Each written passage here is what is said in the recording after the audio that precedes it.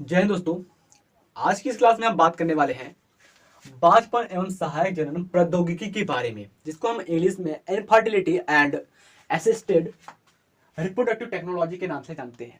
वहीं पर अगर हम बात करें असिस्टेड रिप्रोडक्टिव टेक्नोलॉजी की, तो असिस्टेड रिप्रोडक्टिव टेक्नोलॉजी को हम शॉर्ट फॉर्म में कहते हैं ART।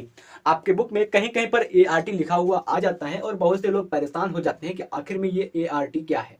तो उनकी जानकारी के लिए मैं बताऊं तो ART का फुल फॉर्म होता है असिस्टेड रिप्रोडक्टिव टेक्नोलॉजी, जिसका हिंदी मतलब होता है सहायक जनन प्रौद्योगिकी।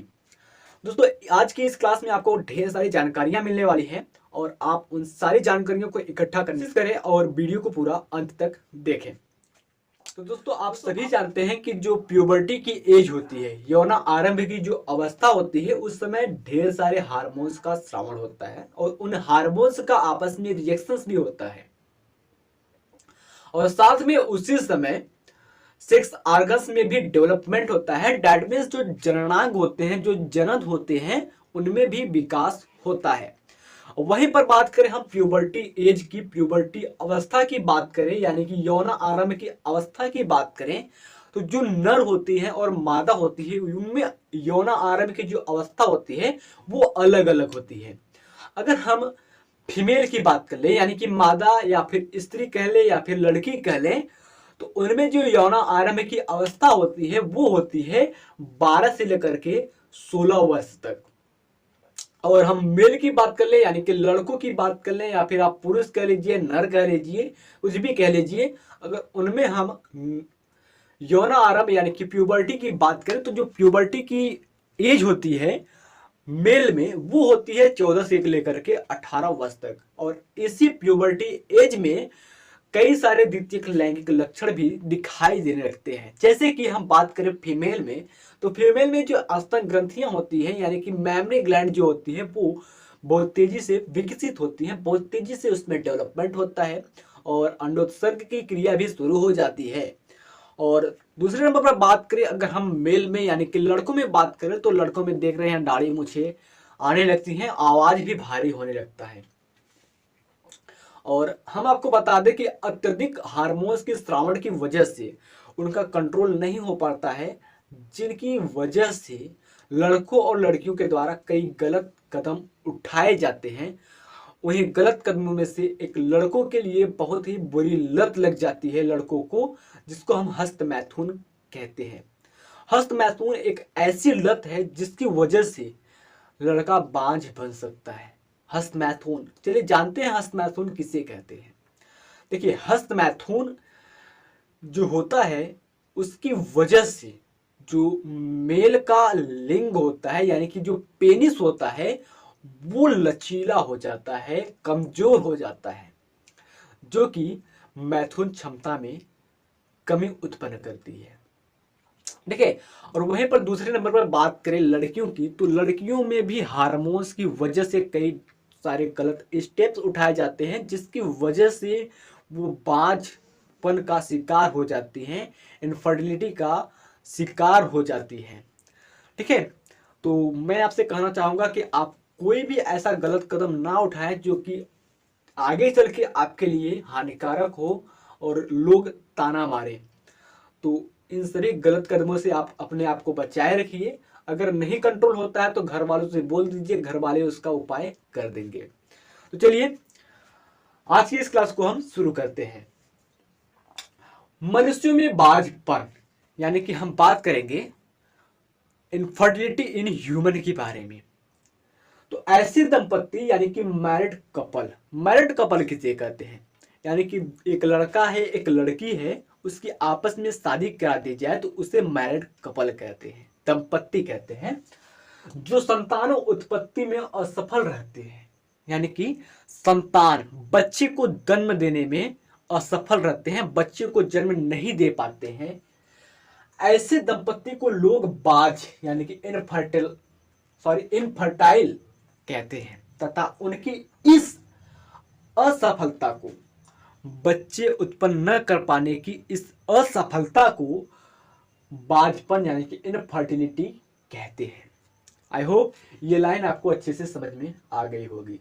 चलिए आगे हम बात कर लेते हैं पुरुष में बाझपन का कारण, यानी कि ऐसे कौन कौन से कारण होते हैं जिसके कारण पुरुष बाझ बन जाता है, पुरुषों में बाझपन उत्पन्न हो जाता है। नंबर 1 पर बात कर ले तो नंबर 1 पर आता है वीर्य में शुक्राणुओं की संख्या कम होना, यानी कि जो वीर्य होता है, सीमन होता है, उसमें शुक्राणु पाए जाते हैं। मनुष्य के 1 ml सीमन में 200 से 300 मिलियन शुक्राणु पाए जाते हैं, यानी कि शुक्राणु के मामले में हर मेल, हर नर मिलियनर होता है, वो पैसे के मामले में हो या ना हो, लेकिन शुक्राणु के मामले में वो मिलियनर होता है। देन नंबर 2 पर बात करें तो कमजोर लिंग के कारण मैथुन अक्षमता, यानी कि हमने आपको शुरू में ही बता दिया कि कई ऐसे गलत कदम उठाए जाते हैं जिनकी वजह से उनको बाझपन का शिकार बनना पड़ता है। उसी में से एक आता है हस्त मैथुन। हस्त मैथुन में जो लिंग होता है वो कमजोर पड़ जाता है, लचीला पड़ जाता है, जिसकी वजह से मैथुन अक्षमता उत्पन्न हो जाती है। देन उसके बाद हम बात करें शुक्राणु में गति की कम क्षमता, यानी कि जो शुक्राणु होती है वो मोटाइल होती है, चलायमान होती है। और वहीं दूसरे तरफ बात करें जो फीमेल गैमेट होता है, अंडाणु होती है, वो स्टेराइल होती है, यानी कि एक जगह पर स्थिर होती है, अचल होती है। और शुक्राणु की जो गति होती है उसमें कमी आ जाती है, जिसके कारण जो मेल होता है वो इनफर्टाइल हो जाता है। देन उसके बाद हम बात करें तो शुक्र वाहिकाओं में शुक्राणु के मार्ग का बाधा उत्पन्न होना, यानी कि जो शुक्र वाहिकाएं होती हैं, वासा डिफरेंस होती है, उसमें कहीं अवरोध आ जाता है। ठीक है, जो नसें होती हैं वो चिपक जाती हैं या फिर किसी और प्रकार का अवरोध आ जाता है, जिसके कारण शुक्राणु बाहर नहीं निकल पाता है और इसकी वजह से नर में इनफर्टिलिटी की संभावना होती है। और आगे हम बात करें एक महत्वपूर्ण पॉइंट के बारे में जिससे आप कुछ रोगों को ठीक कर सकते हैं, जो है शुक्राणु की संख्या में कमी व असमानताओं के कारण, यानी कि ऐसे कौन से कारक हैं जिसकी वजह से शुक्राणुओं की संख्या में कमी होती है और असमानताएं आती हैं। तो नंबर 1 है अधिक कार्य, यानी कि बहुत ज्यादा कार्य करने से भी, और भावनात्मक तनाव, यानी कि इमोशनल स्ट्रेस और थकान की वजह से शुक्राणुओं में असमानताएं आती हैं। और नंबर 2 पर बात करें तो अत्यधिक कसे हुए कपड़े पहनना व अधिक व्यायाम से वृषण के तापमान में बदलाव होती है, जिसकी वजह से शुक्राणुओं को हानि पहुंचती है। ठीक है, इसके कहने का मतलब है कि बहुत ही ज्यादा व्यायाम नहीं करना चाहिए और बहुत ही कम नहीं करना चाहिए। जो व्यायाम होती है उसकी एक सीमित मात्रा होती है, एक सीमित मात्रा होती है जिसमें हम अपने शरीर को स्वस्थ रख सकते हैं और सुरक्षित भी रख सकते हैं, कई रोगों से भी बचा लेते हैं। कुछ लोग क्या होते हैं कि डोले सोले बनाने के चक्कर में 3-4 घंटे वो व्यायाम एक्सरसाइज करते रहते हैं जिम में जाकर के, और बाद में क्या होता है उनमें ये रोग उत्पन्न हो जाता है, क्योंकि वृषण की जो तापमान होती है वो शरीर के तापमान से 2 से 3 डिग्री सेंटीग्रेड कम होती है, जो कि शुक्राणु के लिए लाभदायक होती है। तो अधिक वृषण का तापमान होगा तो शुक्राणु के लिए हानिकारक होगी। देन आगे बात करें तो अनेक प्रकार के रसायन व दवाइयां तथा प्रदूषण। ठीक है, बहुत सारी दवाइयां होती हैं जिनके कारण भी शुक्राणु में कमी आ जाती है, शुक्राणु की असमानताएं आ जाती है। ठीक है, उन सभी दवाइयों से बचना होगा। फिर उसके बाद आती है अत्यधिक, ठीक है, तंबाकू व शराब का सेवन करना, यानी कि तंबाकू और शराब के सेवन करेंगे तो भी शुक्राणु में असमानताएं आती हैं। हमने बहुत से लोगों को देखा है जो कि तंबाकू खाते हैं और तंबाकू खाने के बाद उनके मुंह में 2 अंगुली भी जाना मुश्किल हो जाता है। ठीक है, हमारे मुंह में तो 4 के चारों उंगली चले जाएंगे आसानी से। ठीक है। तो ऐसे कुछ लोग होते हैं जो कि बहुत ही ज्यादा तंबाकू का सेवन करते हैं, यानी कि जैसे कि हम बात करें शुद्ध प्लस की बात कर ले, तुलसी की बात कर ले, अंबर की बात कर ले, तो ये ढेर सारे प्रोडक्ट मिलते हैं आपको। वो बहुत सारे प्रोडक्ट जो होते हैं वो हानिकारक होते हैं, ठीक है। तो आई होप इतनी जो पॉइंट है वो आपको अच्छे से समझ में आ गई होगी। फिर आगे चलिए हम बात करते हैं स्त्रियों में बाझपन का कारण, यानी कि ऐसे कौन कौन से कारण हैं जो कि स्त्रियों में इनफर्टिलिटी को उत्पन्न करते हैं। देखिए, स्त्रियों में अक्षमताओं की यानी कि बाझपन के प्रमुख कारण है, ठीक है।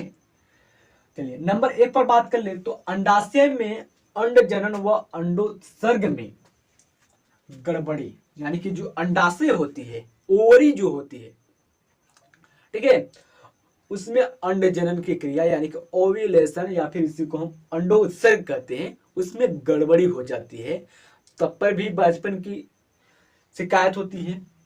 और नंबर 2 पर बात करें तो गर्भाशय नाल तथा गर्भाशय में असाधारण संरचना, यानी कि जो फैलोपियन ट्यूब होती है और जो गर्भाशय होती है उसमें जो संरचना होती है वो असाधारण होती है, जिसके कारण बाझपन उत्पन्न होता है।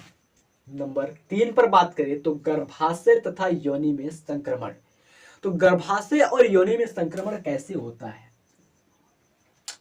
यदि जननांगों को साफ सफाई नहीं किया जाएगा, जननांगों की अच्छी तरीके से साफ सफाई नहीं की जाती है, तो वहां पर संक्रमण उत्पन्न होते हैं। कई प्रकार के वायरस जो होते हैं वो अटैक करते हैं, जैसे कि रोग हो जाएगा, वहां पर ट्रिपोनेमा हो जाएगा, पैलिडम हो जाएगा, सुजाक हो जाएगा, उपदंस हो जाएगा। तो इस प्रकार से ढेर सारे रोग उत्पन्न हो जाते हैं, ढेर सारे संक्रमण उत्पन्न हो जाते हैं जननांगों की अच्छे से साफ सफाई न करने पर, ठीक है। देन उसके बात करें तो रजो धर्म चक्र यानी कि मेंस्ट्रुअल साइकिल का समय पर न आना, ये बहुत ही ज्यादा मायने रखता है। मेंस्ट्रुअल साइकिल जिसको हम महावारी पीरियड के नाम से जानते हैं, इसका बहुत ही ज्यादा महत्व होता है एक मादा के गर्भवती बनने के लिए। देखिए, जो रजो धर्म चक्र होता है उसका जो समय होता है वो होता है 28 दिन का। सामान्य रूप से हम कह ले तो 1 तारीख से लेकर के 28 तारीख का जो समय होता है वो रजो धर्म चक्र का होता है। रजो धर्म चक्र को 4 भागों में बांटा गया है। नंबर 1 की बात करें तो मेंस्ट्रुअल साइकिल, ठीक है। मेंस्ट्रुअल साइकिल की जो 4 भाग हैं तो उसमें नंबर 1 पर बात करें तो मेंस्ट्रुअल फेज, नंबर 2 पर बात करें तो प्री ओव्यूलेटरी फेज, नंबर 3 पर बात करें तो ओव्यूलेटरी फेज, और नंबर 4 पर बात करें तो आपका आ जाएगा पोस्ट ओव्यूलेटरी फेज। नंबर 1 पर अगर हम मेंस्ट्रुअल फेज की बात कर लेते हैं तो जो मेंस्ट्रुअल फेज होता है वो होता है 1 से लेकर के 5 दिन तक, और उसके बाद जो प्री ओव्यूलेटरी फेज होता है दूसरा नंबर, उसका जो समय सीमा होता है 5वें दिन से लेकर के 13वें दिन तक। 5वें दिन से लेकर के 13वें दिन तक की जो समय सीमा होती है वो होती है प्री ओव्यूलेटरी फेज की। और 14वां दिन, ठीक है, 13 के बाद 14 आता है, तो जो 14वां दिन होता है वो होता है ओव्यूलेटरी फेज का, यानी कि अंडो उत्सर्ग का। उसके बाद आती है लास्ट, यानी कि नंबर 4 पर आती है। नंबर 4 पर जो होता है वो होता है पोस्ट ओव्यूलेटरी फेज। इसका जो समय सीमा होता है 14 के बाद 15वें दिन से लेकर के 28वें दिन तक, ठीक है। तो इसमें जब समय की गड़बड़ी होती है तब जो पीरियड होता है वो सही टाइम पर नहीं आता है, तो इनफर्टिलिटी का शिकायत होता है। फिर उसके बाद हम बात कर ले तो विवाह से पहले अधिक गर्भनिरोधक दवाइयों का प्रयोग, ठीक है। आज के मॉडर्न जमाने में जो मेल और फीमेल होते हैं वो बहुत सारे गलत स्टेप्स उठाते हैं, जिनके परिणाम को छुपाने के लिए वो बहुत सारे गर्भनिरोधक दवाइयों का प्रयोग करते हैं, ठीक है। हद से ज्यादा गर्भनिरोधक दवाइयों का प्रयोग करना भी बहुत हानिकारक होता है, ठीक है। सच बता रहे हैं, गलती मत करना, ठीक है। गर्भ निरोधक दवाइयों का जब अधिक उपयोग करेंगे तो जो प्रेगनेंसी की क्षमता होती है एक फीमेल में वो खत्म हो जाती है, ठीक है, एक समय ऐसा आता है कि प्रेगनेंसी की जो क्षमता होती है वो खत्म हो जाती है, जिसे बाझपन कहते हैं। देन उसके बात करें तो स्त्री में बाझपन की श्रेणी, यानी कि स्त्री में जो बाझपन होता है, इनफर्टिलिटी होती है, वो दो प्रकार की होती है। नंबर एक पर बात कर लें तो वो होती है प्राथमिक बाझपन, यानी कि प्राइमरी इनफर्टिलिटी। प्राइमरी इनफर्टिलिटी क्या होता है? प्राइमरी इनफर्टिलिटी में विवाह के 1 वर्ष बाद भी जो फीमेल होती है, लड़की होती है, वो गर्भधारण नहीं कर पाती है, यानी कि शारीरिक क्रियाएं हो रही हैं, संभोग की क्रिया हो रही है, जो एक्टिविटीज होनी चाहिए वो सारी की सारी एक्टिविटीज हो रही हैं, फिर भी वो फीमेल गर्भधारण नहीं कर पाती है। तो ये कहलाएगा बाझपन का प्रथम स्टेज, ठीक है, प्रथम श्रेणी कहलाएगा।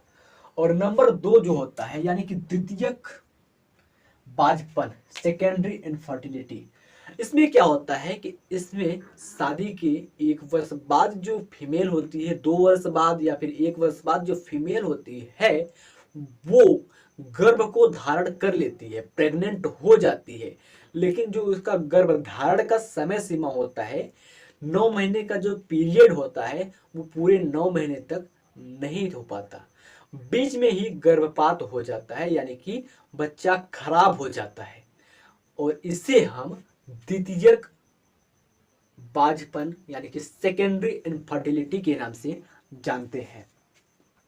ठीक है, अब हम बात कर लेते हैं सहायक जनन प्रौद्योगिकियां के बारे में, यानी कि ART के बारे में, जिसका पूरा नाम होता है असिस्टेड रिप्रोडक्टिव टेक्नोलॉजी।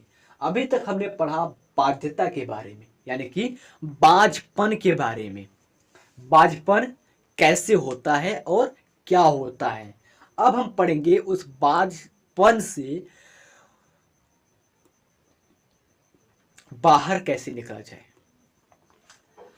तो उसमें पढ़ेंगे बाध्यता के निवारण के लिए बाध्यता चिकित्सालयों की व्यवस्था की जाती है, यानी कि जो बाध्यता होती है, बाझपन होती है, उसके निवारण के लिए, उसके उपचार के लिए जो चिकित्सालय होते हैं, हॉस्पिटल्स होते हैं, दवाखाना होते हैं, उनका व्यवस्था की जाती है, और उनमें दवाइयों की भी व्यवस्था की जाती है, जहां कुछ रोगों का उपचार करके दंपत्ति यानी कि मैरिड कपल को स्वस्थ शिशु जन्म में सहायता मिलती है। ठीक है,